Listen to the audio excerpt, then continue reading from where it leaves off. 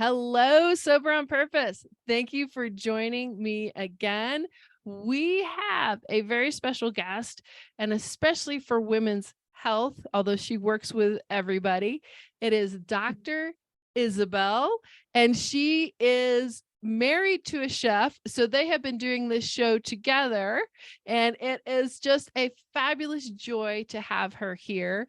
She was just telling me that not only is she Cuban, but she spent her high school years in Buenos Aires, and she is a doctor of functional medicine. Now, she practiced a traditional MD's role in the beginning, and we're going to let her tell us on her story on how she not only got from the United States to New Zealand and raised her children there, but how she switched from traditional medicine and God's calling on her life to move into a more holistic functional medicine practice. And Dr. Isabel, you may want to explain what functional medicine is, just to start out there. Sure. Hi, Tanya. Thank you so much for having me. It's a joy to be here. I feel very honored to be speaking to your people. Sober by choice. Sober on purpose. Sober on purpose. Absolutely. Boy, to become sober on purpose requires a lot of God work, doesn't it? Absolutely. And a lot of getting to the root cause of stuff. And that's what functional medicine is getting to the reason, the purpose of why you're unwell. We have a saying in functional medicine that if you're standing on a nail, don't just take more medicine for the pain, get your foot off the nail, which is the work that you're doing too, is okay, let's figure out what the pain came from and what you're doing, you know? Absolutely. Yeah. Well, tell us a little bit more about this journey, and you have a partner of 43 years that you've been married to. Yes. That's amazing in and of itself in the world that we live in. Yes, and we just celebrated our 43rd year together, and I said, "Babe, we got 37 more years." And he's like, "Okay." And I said, "Yeah, I think we're getting it good now, right?" And he goes, "Oh yeah, totally, a lot better than where it was before." So I'm so excited where God's taking us. You know, in Haggai, I think it's 2:9, it says our latter years are better than our former years. Like where we're going with God is so much better than where we were without God. Absolutely. And so that's why I'm so excited, because we're doing it hand in hand with God. So let's go. Okay, so I've been a medical doctor, graduated from the University of Colorado in Denver in 1991. And I've always wanted to be a doctor. I've always wanted to heal the world. I just love helping people. And in 2000, I became very disillusioned with practicing medicine in America. I was in Colorado at the time, because at that time, well, and it still is the same way, is there's a lot of HMOs. And you have a family practice doctor, which is what I was trained in, that has to call the HMO to get approval for a CAT scan or an MRI. And on the other line is an 18-year-old, okay, maybe 21-year-old, that's following a diagram going, well, that box wasn't ticked, so you've been declined. Right. Yeah, but I'm in front of the patient, so please, so I got very frustrated with that. And one snowy night in Colorado with the elk outside, Michael and I were talking, and I just said, I am really unhappy practicing medicine here in America. Let's go somewhere else. And so we had always skied with the Kiwis, which is what a New Zealander is called. Because in Colorado, where you are right now, we used to ski with the Kiwis, and I love their accents, because when it's winter there, when it's winter in America, it's summer here, and then they come up and work at the ski slopes. And I remember skiing with them once and just going, I love your accent. Where are you from? And they go, New Zealand. I go, wherever that is, because I, was a typical American, not knowing where New Zealand was. And no, it's not in Europe. It's actually down below, close to the South Pole, close to Australia. I said, wherever that is, I'm moving. And you know what? It happened in 2000. I was 40. My husband was 43 and we had 2 daughters, 4 and 6, and we just took off because I was fed up with practicing Wow. family practice in America. And then I practiced family practice, we call it here in New Zealand, GP, general practitioner. Mhm. Did that, but so frustrated with the same healthcare. It's the same healthcare system here. And it was so beautiful the way God works. I always feel like Michael and I, we always relate very well to the story of Abraham and Sarah, because people ask us, why did you go to New Zealand? I go, because God said so. But at that time, we were not close with God. I grew Right. up in a Christian family, but you know, you're always going to be led. You don't even know, but God led us to New Zealand. And now we understand why we were led to New Zealand, because we had to go far away, like close to the South Pole, Michael and I, where God was going to do a good work in us, away from Amazing. family and friends and all that stuff. So you packed up a 4 and 6-year-old, two kiddos, 4 and 6-year-old, both girls, who probably said, "Nope, we don't want to go." But now they love it. If I understand correctly, they Oh are yeah, very they love. acculturated at this point. Yeah, they And love then it. as you were switching and finding your place, that takes huge amounts of courage and bravery to pack up and go someplace else and live in a whole new culture, even if they do sort of speak the same language. Yeah, that's a good point. So when you were doing all that, what was your background that you felt you needed to be on a whole nother continent to manage your marriage, your children, your life? I just needed a change. I was really unhappy, and I've always wanted to be a doctor, and I thought I was going to find practicing medicine the right way in another country, even though I didn't realize that this country it's the same. It's Western medicine, unfortunately. And we don't have a healthcare system here in New Zealand or America. We've got disease management. And that's the ugly truth. And when I got here in 2000, I was also exposed to functional medicine. Now, functional medicine originated in America in Mhm. 1999. So isn't God funny? You're Well, I'm going to right. send you far, far away to learn how to get to the reason people are so unwell Right. and Right. help them. But it's going to be far, far away. And I'm going to do a good work in you. So I started in 2000 to learn about functional medicine. But in 2013, here's what happened. I was so unhappy practicing medicine in just a little clinic because I was pregnant Mm. with a bigger dream. Like I wanted to show people how to be more durable, how to Mhm. be resistant to disease and have a calmer mind. I was like, God, what is this? And out of it birthed Doctor on a Mission. And Michael and I just said, okay, we're going to stop. I'm going to stop private practice and continue being a medical doctor, but go online, go in social media. And, you know, I don't know about you, but I was never taught how to do this in Right. my schooling, how to be a doctor online.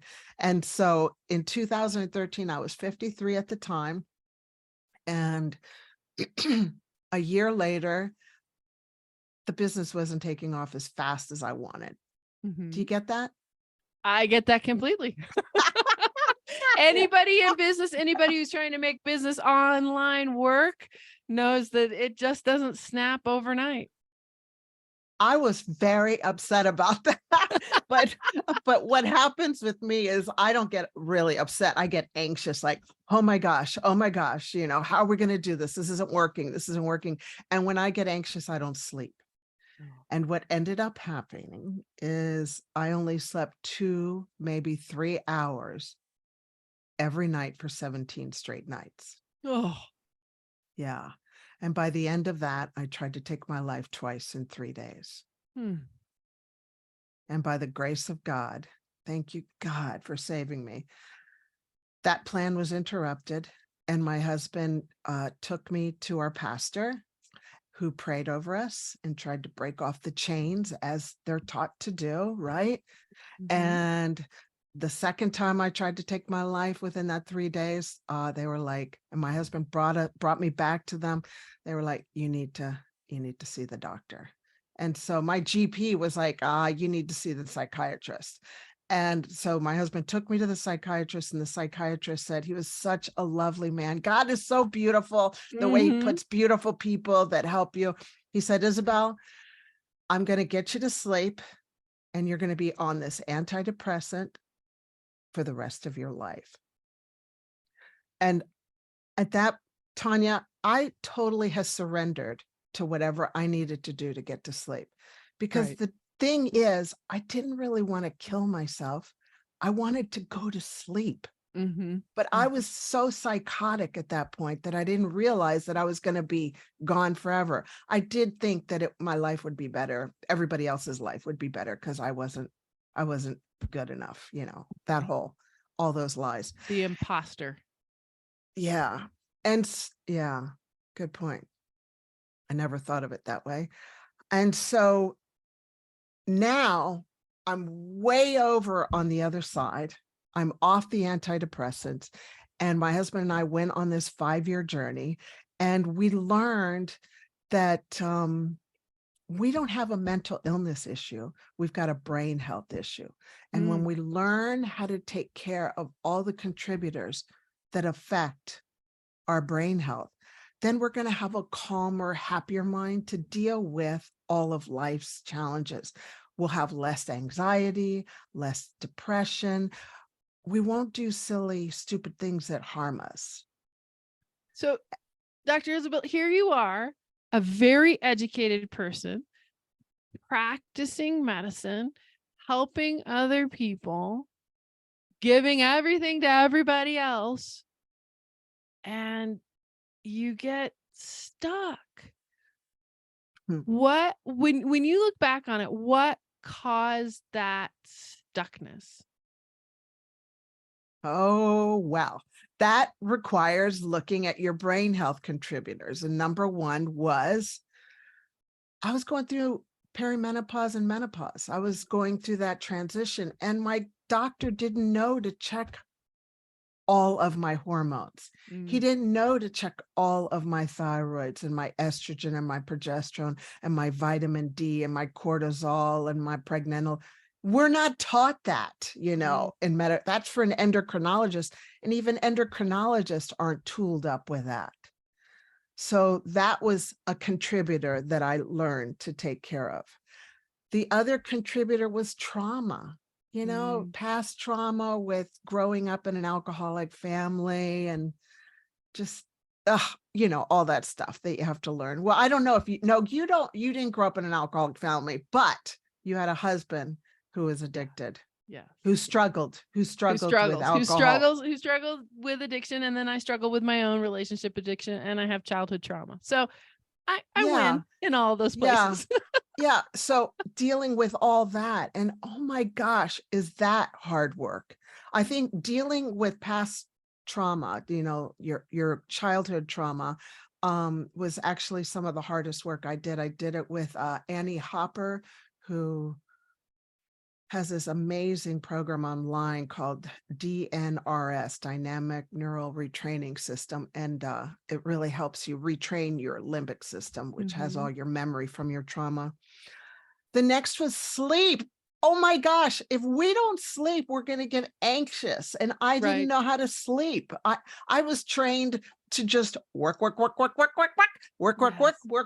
joke about it now because it's hilarious how much I worked. And in medical training, you get a badge of honor if you only slept 3 or 4 hours and you pressed on. That's so terrible. It is. So the culture you were growing up in professionally said, you are weak if you have to sleep. You are weak if you have to slow down. Then your hormones are slapping you. And then all this, what I've seen is women hit a certain age, the hormones start slapping, and then they have to start dealing with the things in the past. Have you experienced that with your patients, that it's kind of a certain age and we go, I probably better look at this? Yeah, it's that age between 50 and 65. It's like, Mhm. wow. And it sickens me to no end. It saddens me more than anything how conventional medicine just gives women with anxiety an antidepressant Mhm. when it's not a deficiency in an antidepressant. I mean, look, it really helped me out. I'm all for medication when there's a time, but it's not a forever thing. And Mhm. what along this journey that Michael and I went along is, you know, that saying, when the student is ready, the teacher will appear. Absolutely. Well, this amazing teacher, Dr. Dale Bredesen, my mentor now, um, who wrote the book, The End of Alzheimer's, helped me understand that women account for 2/3 of the population for Alzheimer's. And one of the contributors that we're seeing, there's 6 contributors that affect Alzheimer's. One of the contributors is in our 50s and 60s, we're just given an antidepressant. And that antidepressant decreases this chemical in our brain called acetylcholine. Well, acetylcholine helps our nerves connect so that they can talk to each other. Mhm. So when you're on the antidepressant, the connection doesn't happen. There's like cement in between. So then women start losing their memory. Oh. Oh Oh, my. yeah, yeah. Because we're not taught. This is, we're not taught yet. It's going to happen in the next 20 years, but I'm not waiting 20 years. We're not taught in conventional medicine to check a woman's hormones, you know, and see, does she need bioidentical hormone replacement? Does Mhm. she need vitamin D, which is a hormone? Oh, we're not taught that. So it helped me understand, wow, God, thank you so very much for, one, being there and saving me from killing myself, and two, making me realize that this is not a mental illness issue. This is a brain health issue. And when we learn to take care of all the contributors Mhm. of brain health, then we're going to also be able to prevent and even reverse Alzheimer's, because that's what Dr. Bredesen has taught us. So this is like a huge picture. It And that is. it's a huge picture because brain health, like our brain takes care of our whole body. Our brain is 3 pounds. It's the size of a 3-pound butter slab of butter. That's But and it huge. and it, yeah, it's like this big, but and it runs our whole body. But everybody thinks that there's like a disconnect right Mhm. here, but we've got to Mhm. take care of this. So that's the revelation. And that's the revelation I teach about. And there's the other things that affect our brain health is gut health. If our gut isn't well, Yes. I've been reading more and more about that. And biblically, they had that right. You know, biblically, they talk a lot about the stomach, how the stomach is responding, what's happening in the gut, and being able to gut it out. How many women have you run into that they have so muted their gut instincts that they don't even know that they have them mm, anymore? no, they just aren't listening to that. Yeah, it's so true. And there's so much that we can do to help repair our gut, because our gut is our second brain. So Mm, let's take good care of both our brains right. Absolutely. because Well, they so run our body. you're drawing this picture of mental, spiritual, physical health all combining together instead of, as you said earlier, a disease system, a disease, hand me a pill, let's fix it, which, you know, to be real honest, most of us would like a pill and, you know, make the relationship better, make the 18-year-old better, make all of this better. It doesn't work that way. So when you are working with someone who is coming, let's put it in my realm, who's coming out of a family system where they've either grown up with alcoholism, they're dealing with that, some kind of substance use disorder, or some kind of ism in their family. When you're working with a woman like that, what kind of questions would you ask her? Well, there's a 19-page questionnaire that everybody fills out before they start working with me. And it asks a whole bunch of questions. And I mean, some of the questions are, what are you eating? What did you eat for breakfast, lunch, and dinner for the last 2 days? How are you sleeping? Are you gluten-free, dairy-free, sugar-free, alcohol-free? Are you a smoker? Do you exercise? What are your relationships like with your, look at the relationship. Other thing, I do ask for spirituality. What do you believe in? Mhm. Because if the people I'm working with believe in God, then it's a next level kind of Mhm. interaction. And I respect people if they don't believe in anything. That's okay. Mhm. That's okay. I do hope that changes, but that's okay. And I can work with that. Like, I'm not just strictly, working Mhm. with Christian women or men. I work with everybody. Right. And so Uh, you're taking people where they are. What kinds of things are you the last stop because they've tried everything else and that their insurance is paid for, or that they've seen or heard about, or we get 1,000 ads all the time? Or is there, I've been learning about functional medicine probably for the last 8 years or so because of gut health. I wanted different things. I didn't see any reason why I needed to put on all this weight, after a certain age. That's just, some doctors, medical doctors will say that's just the way it is. Your I metabolism is going to slow know. down. That's just the way it is. So what would you say to women who are struggling with that and not able to find, how do they begin to look for you? And tell us about your practice a little bit too. So I assume you can practice across borders at this point. Yes, I can. Yeah, we're telemedicine. We're in New Zealand, Australia, worldwide. Yay! That's good to know. That's good to know. Like Because I'm sure Pitbull. there's somebody listening who's like, I need that. I've been to every specialist I can find. Nothing is coming up. I need somebody who's going to actually talk to me and Mhm, know me. mhm. Well, my consultations, the first one are 30 minutes. It really depends where people are. Some, but very few people reach out to me because they want to prevent disease, Mm-hmm. unfortunately. And what we in the functional medicine field are finding is that people hit a wall and then they find us. Mm-hmm. And it's people who have tried all sorts of things. So that's the realm. Most 80% are people that have already hit the wall and they've tried everything.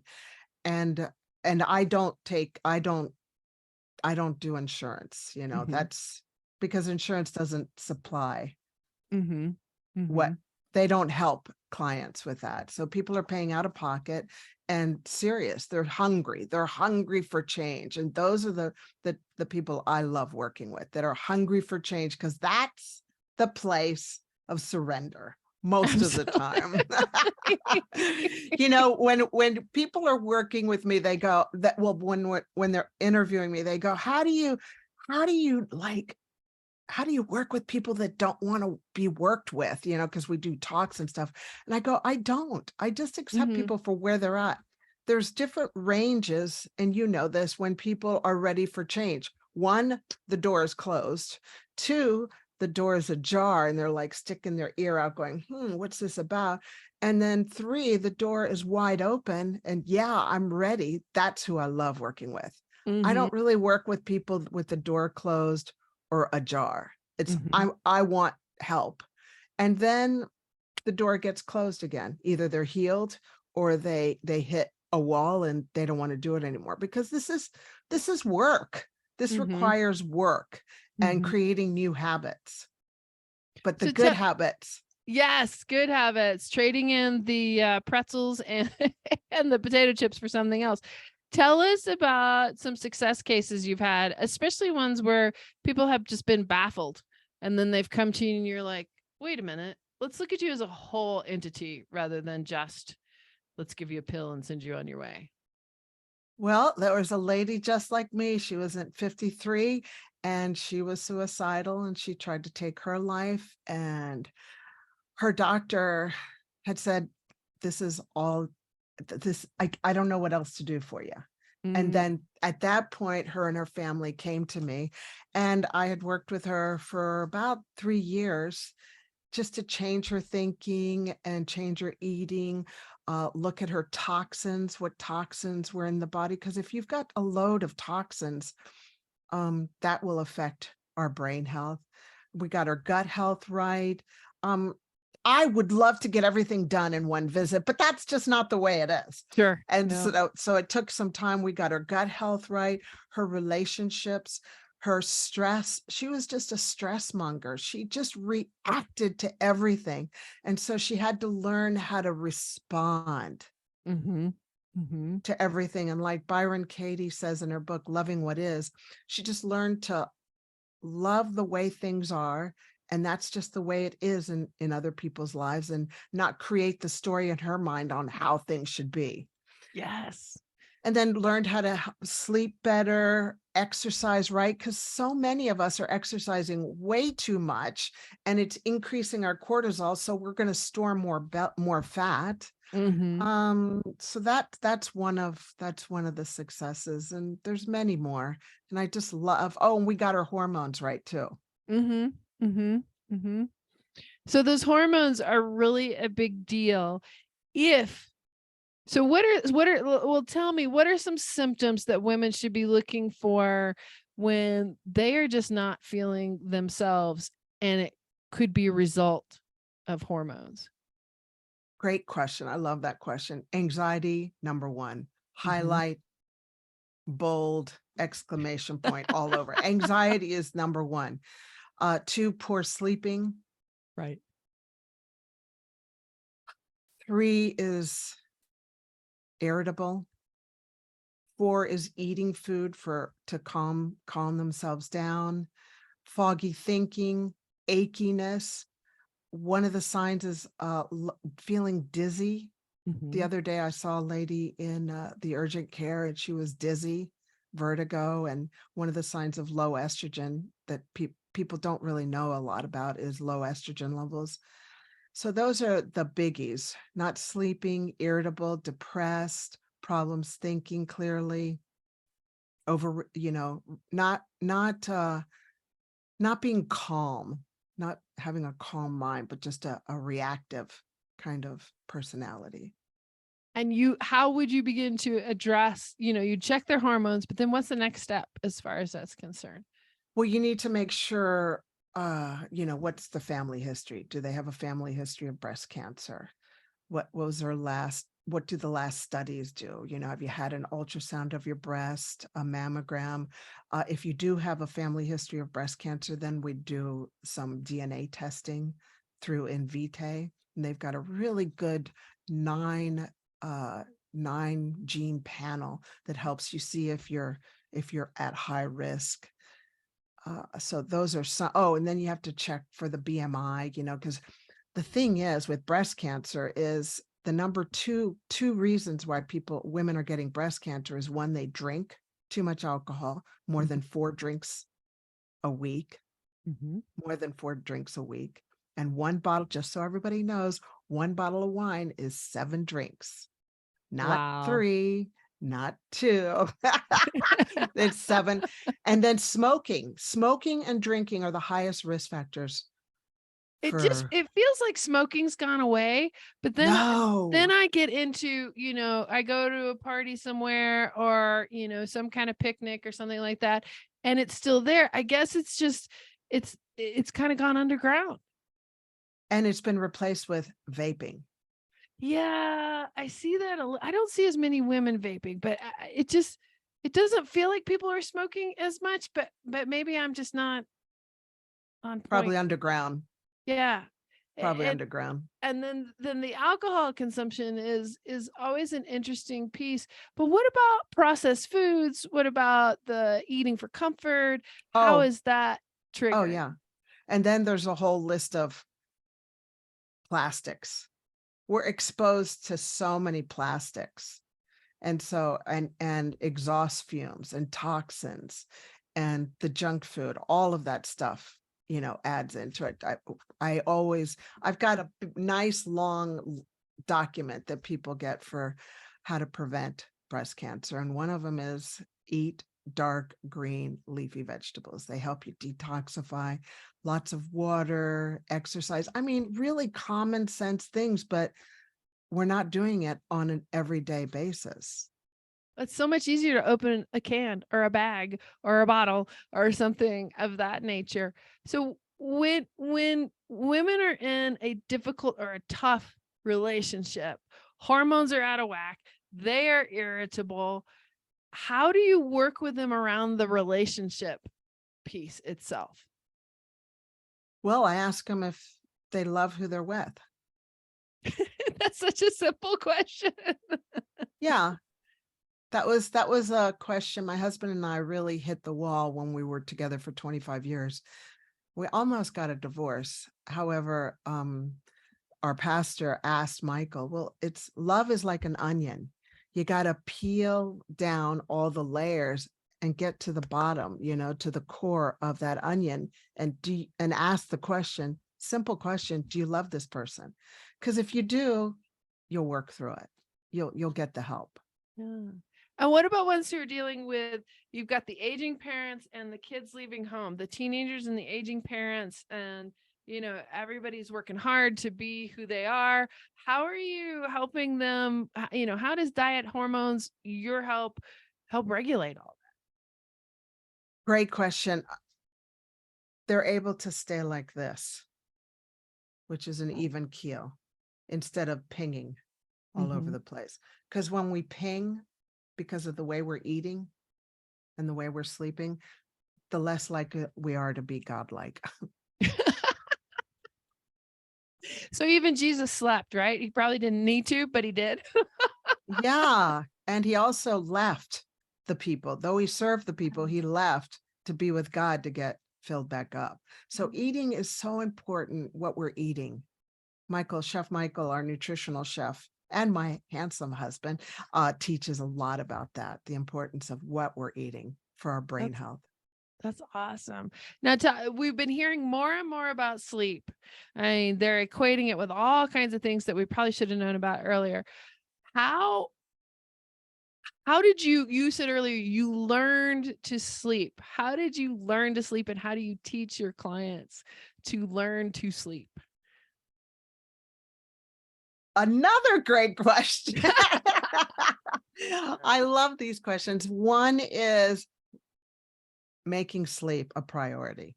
And you want to be making 7 to 8 hours at least every single night. 2, no food 3 hours before going to bed. Why? Because if you've got food in your stomach, then you're going to be digesting while you're sleeping. If you don't eat 3 hours before going to bed, then that allows your brain to just relax and detoxify, and your body is going to go ahead and relax the muscles. So the energy that your body would take to break down the food and digest it is now going to be used to relax your muscles and help with the detoxification of your body. 3 is turn off the router. Don't just put the screen down, turn off the router, huh? Turn off the router, turn off your computer, turn off the router, turn off your phone, no computers, no TVs in the bedroom. So important. Yeah. So important. No coffee, after midday. Don't drink alcohol to try and sleep, because it will help you sleep, but then it'll wake you up in the middle of the night, and then it just ruins your REM. Let's see, so many other things. There's a couple things that I like to recommend is magnesium threonate, which is a magnesium product that can get straight into your brain, and magnesium threonate is really good. Ashwagandha is an adaptogenic herb, and that helps people calm down, and I always recommend it at nighttime too.